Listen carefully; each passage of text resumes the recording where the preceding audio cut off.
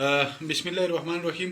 ملګریو، تاسو ته پته شته چې د پرون پریس کانفرنس کې د منظور په گرفتاری په حواله سره چې شوی و، هغه کې موږ دا عمل کړی چې سبب پاکستان او د دنیا په ټولو ښارونو کې چرته هم تنظیمونه موجود دي او د نورو انسانوي حقوقو ته درخواست کړی چې تاسو مظاهره وکړئ.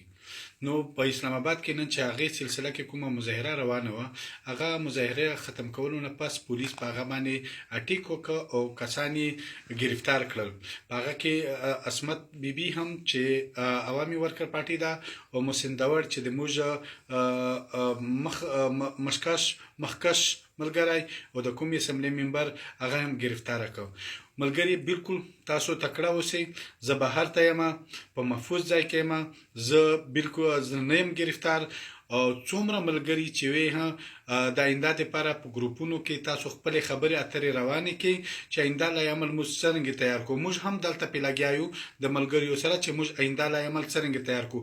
موږ او زه نور هغه پښتانه کمپرست پارټۍ ته ورسره مظلوم قوتونه ته چې په دې خبره کې کلک ودري چې موږ ریاست په دې باندې مجبور کړو چې آئیني او ریاست کې چې کوم د ادارې ظلم او زیاتی دی په هغې حواله سره موږ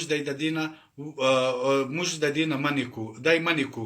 نو ملګري، تاسو په ګروپونو کې خپله مشورې شروع کړئ چې آینده لا عمل دپاره موږ کومه حکمت عملي تیار کړئ او تاسو میډیا ته، نیشنل انټرنیشنل میډیا ته او په خپل ګروپونو کې دا میسیج وچلوئ چې هغې ته پته ولګي چې موږ په شا کېدونکي نه یو.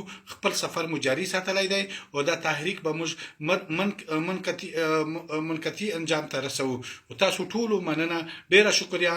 او چې داسې خبره وي په ګروپونو کې شیر کوي چې موږ یو بل سره پې خبرېږو. مهرباني، مننه.